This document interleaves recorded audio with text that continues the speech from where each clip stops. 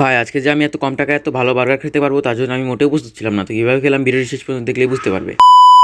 তো যাই হোক গাইস, আজকে বিকালের দিকে বেরিয়েছিলাম একটু ঘুরতে। তো ঘুরতে ঘুরতে আমার চোখে পড়ে গেল তাল। তো আমি আর বেশি দেরি না করে সেখান থেকে নিয়ে নিলাম তাল, এবং যেই মামাটি তাল কাটছিল তাকে বললাম যে মামা ভালো করে কেটে দিও যাতে রস না বের হয়ে যায়। তো বলার পর মামাটি ভালোভাবে তাল কেটে দিল এবং আমাকে দিল, এবং আমি খাওয়া শুরু করে দিলাম। এবং আমি হাঁটতে হাঁটতে সামনের দিকে যাইতেছিলাম, যাইতে যাইতে আমার চোখে পড়লো একটি ছোট্ট বার্গারের দোকান যেখানে বিক্রি করতেছিল বার্গার। তো আমি আর বেশি দেরি না করে সেখান থেকে একটা বার্গার নিয়ে নিলাম। যেই মামাটি বানাইতেছিল বার্গার তাকে না বলে আমি ভিডিও করা শুরু করি। তো পরে মামাটি বললো ভিডিও করবা যেহেতু ভালো করেই করো। তো আমার দেখা সে আরো স্টাইল করে বার্গার বানাইতেছে। সে আমারে বলতেছে যেহেতু তুমি ভিডিও করবা সেহেতু আমি আরো স্পেশাল করে বানাই দেই। বলতেই হবে ভাই, ভিডিও করলে এই একটা সুবিধা আছে। তো বার্গারটি বানানোর পর উপর দিয়ে আরো বেশি সাজিয়ে দিল যাতে দেখতে সুন্দর লাগে। তো যাই হোক, আমি আর বেশি দেরি না করে বার্গারটি একটু হাতে নিয়ে দেখে আমি খাওয়া শুরু করে দিলাম। আমি বার্গারটা খাইতেছিলাম আর পিছনে মামা বলতেছিল দাও ভিডিও করে দেই। বললাম না মামা থাক, এটা আমি একাই পারবো। একবার বেশি কথা না বলে আমি সম্পূর্ণ বার্গারটি খেয়ে ফেললাম। আর ভাই বার্গারটি কিন্তু অনেক মজার হয়েছিল। যাই হোক, খাওয়া দাওয়া শেষে আমি বাসার দিকে রওনা দিলাম। আর হ্যাঁ, বার্গারটার দাম ছিল কিন্তু মাত্র 50 টাকা। তো আমি বাসার দিকে যাই এবং তোমরা লাইক এন্ড সাবস্ক্রাইব করো। বাই।